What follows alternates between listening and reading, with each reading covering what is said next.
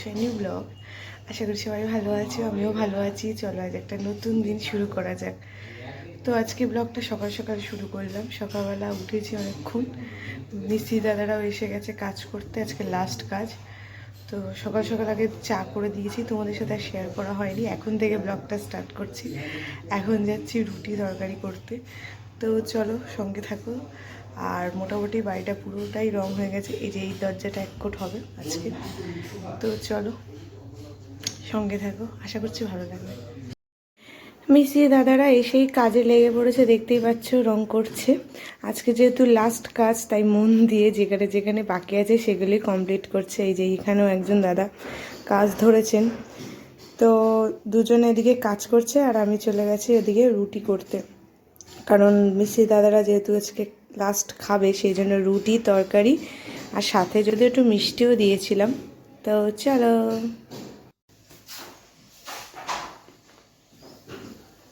তো বন্ধুরা এবার তো স্নান করে পুজো দিয়ে উঠলাম, ওই দেখো প্রদীপ জ্বলছে।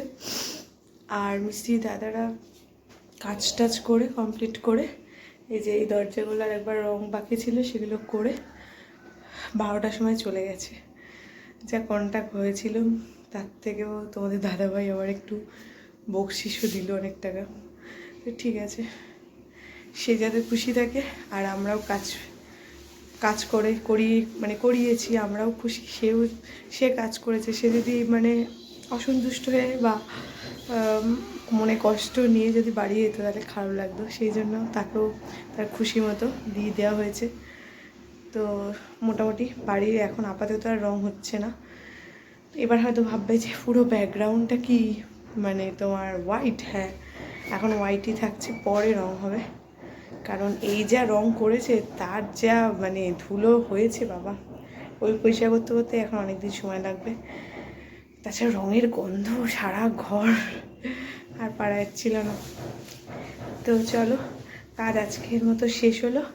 আবার নেক্সট মান্থে একটা কাজ করব, এটা ইচ্ছা আছে। দেখা যাক, আস্তে আস্তে সবই তোমাদের সাথে শেয়ার করব, একবারে তো সবটা করে ওঠা যায় না। আর এখন একটু রেস্ট নেবো, তারপরে খাওয়া দাওয়া করবো। কী রান্নাবান্না হয়েছে সবটাই দেখাবো, একদম সিম্পল মেনু গরমে।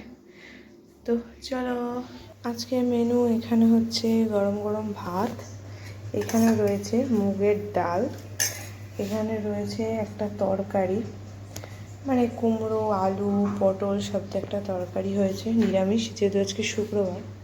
আর এখানে হচ্ছে এখন বেগুনি, এই যে বেগুনি হচ্ছে।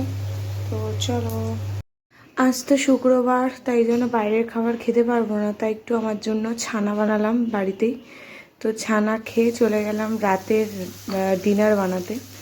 তো এখানে আমি রান্না করছি আলু দিয়ে ঝিঙে দিয়ে একটা তরকারি, খুব ভালো লাগে খেতে এই তরকারিটা। তোমরাও খেয়ে দেখো, কালো জিরে কাঁচা লঙ্কা আর নুন হলুদ, যদি মিষ্টি খাও মিষ্টি দেবে, বেশ ভালো লাগে।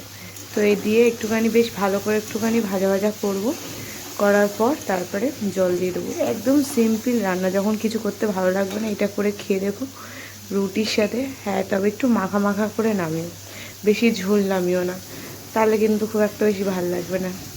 তো দেখো ভাজা ভাজা হয়ে গেছে, এবার এর মধ্যে পরিমাণ মতো ঝোল দিয়ে দেবো, তাহলে হয়ে যাবে তরকারি। তারপরে এর মধ্যে রুটি করতেও চলে আসলাম, রুটিও করে নিলাম।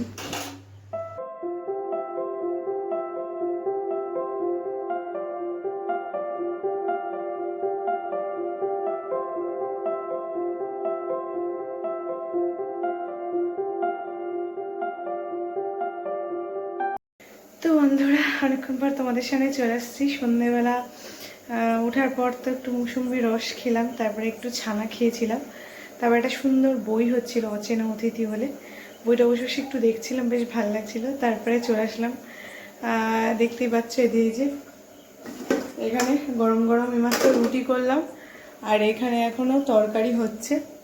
তো ওটা এখন নামাবো, এখন খাচ্ছি না, এখন 9:45 মতো বাজে, আধ ঘন্টা পর তাও তোমাদের দাদাভাই আমি খেয়ে শুয়ে পড়বো। আজকে যেহেতু শুক্রবার সেই জন্য সিম্পল একদম ঝিঙে আলুর তরকারি করেছি, রাতে রুটি দিয়ে খাবো বলে। আর আমি না বেশিরভাগটা ওই এখন একটু সবজিটাই বেশি খাচ্ছি, সেজন্য না সকালবেলা দেখলে একরকম সবজি, কুমড়ো পটল আলু সব দিয়ে একটা সবজি হয়েছিল, এখন ঝিঙে আলু আমি সবজিটা খাওয়ার খুব চেষ্টা করছি, আর ভালোও লাগে সবজিটা খেতে। আর রাতে তো একদমই তেল মশলা বেশি ভালো লাগে না, ওই জন্য ঝিঙে আলুর তরকারিটা করা, নাহলে মাঝে মাঝে ভাজাও করি। তো চলো আজকে ব্লগটা আমি এখানেই শেষ করছি রান্নাঘর থেকে। যদি ভালো লেগে থাকে এটা লাইক করে দিও। কাল আসছে একটা ইন্টারেস্টিং ভিডিও নিয়ে, ততক্ষণ অবধি ভালো থেকো, সুস্থ থেকো। শুভরাত্রি, টাটা।